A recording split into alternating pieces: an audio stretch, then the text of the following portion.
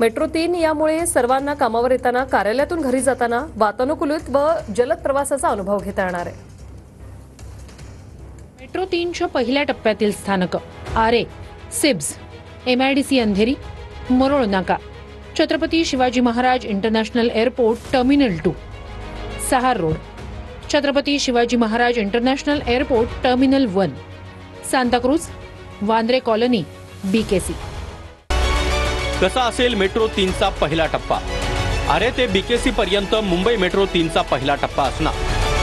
Metro 3 भूमिगत असणार, 9 भूमिगत तर 1 जमिनीवर। एकूण 9 मेट्रो सेवेत तर 96 फेऱ्या प्रत्येक दिवशी होणार। 48 ट्रेन कॅप्टन असून 10 महिलांचाही समावेश। मेट्रो 3चा दुसरा टप्पा मार्च-मेच्या दरम्यान होईल असा अंदाज।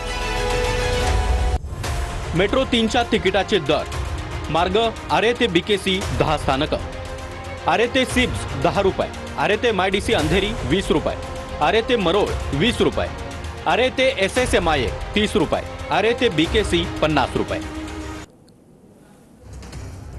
पंतप्रधान मोदी यांनी मेट्रो 3 मधून सध्या प्रवास सुरू केलेला आहे। आधी त्यांनी विद्यार्थ्यांशी संवाद साधला, त्यानंतर त्यांनी महिलांसोबत देखील संवाद साधला। आता नेमकं या मेट्रोमध्ये काय काय वैशिष्ट्य आहे हे देखील पंतप्रधान जाणून घेत आहेत। तर अनेक नागरिकांसोबत त्यांनी संवाद साधलेला आहे। पंतप्रधानांनी आता उद्घाटन केले। आता उद्यापासून सकाळी 10:30 ते रात्री 10:30 या वेळेत प्रवाशांच्या सेवेत ही मेट्रो येणार आहे। 8 डब्यांची एक गाडी असणार आहे। तर एका गाडीची क्षमता ही प्रत्येक फेरीत 2500 प्रवासी एकाच वेळी प्रवास करू शकणार आहेत। मुंबईकरांची वाहतूक कोंडीतून सुटका या पर्यायामुळे होणार आहे, कारण दररोज तब्बल 5 लाख मुंबईकर या टप्प्यातून प्रवास करतात आणि मोठ्या प्रमाणात वाहतूक कोंडीचा सामना करतात।